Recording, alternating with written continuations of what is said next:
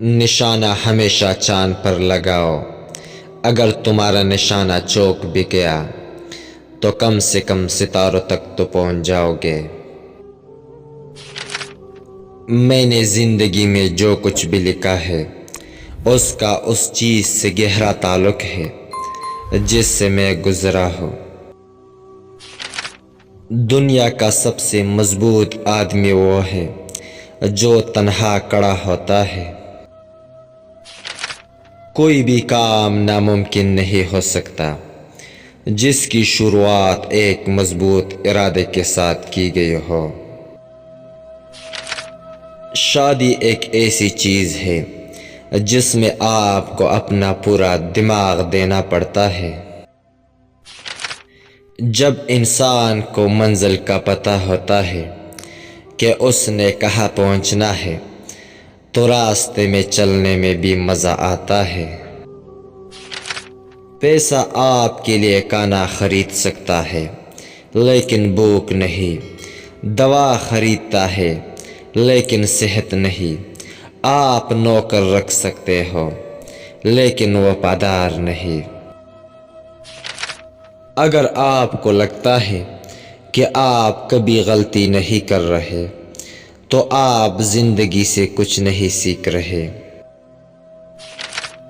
چھوٹے ماحول کے بارے میں یہ چیز عام ہے کہ یہ آپ کی سوچ کو چھوٹا بنا دیتا ہے۔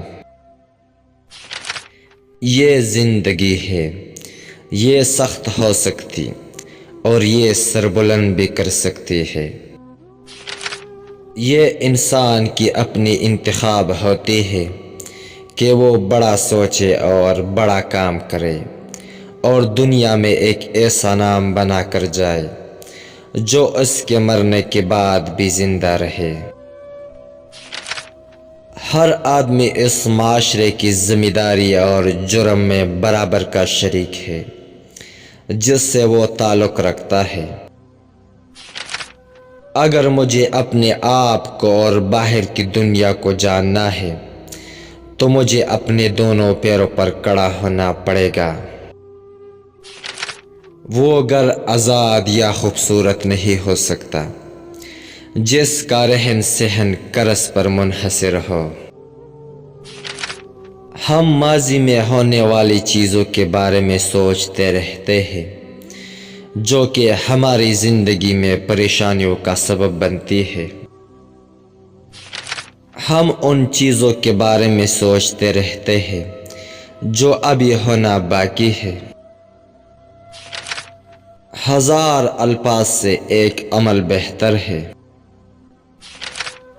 جنگل میں رہنے والا آزاد پرندہ کبھی بھی پنجرے میں قید ہونا نہیں چاہتا۔ کسی سے نفرت کرنے میں وقت ضائع نہ کرے کیونکہ زندگی بہت مختصر ہے۔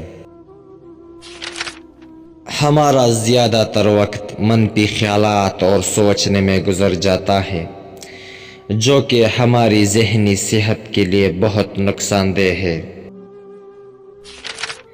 قلعے کو بنانا اتنا ہی آسان ہے جتنا کہ اس قلعے میں رہنا۔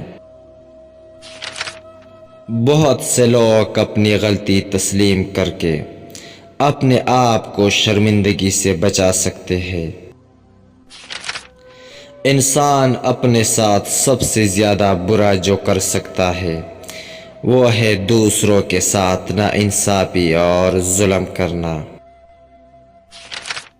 کسی بھی آدمی کے دل میں جھانکیں، آپ کو ہمیشہ ہر ایک میں کم از کم ایک سیاہ دھبا ملے گا جسے اس آدمی کو چھپا کر رکھنا پڑتا ہے۔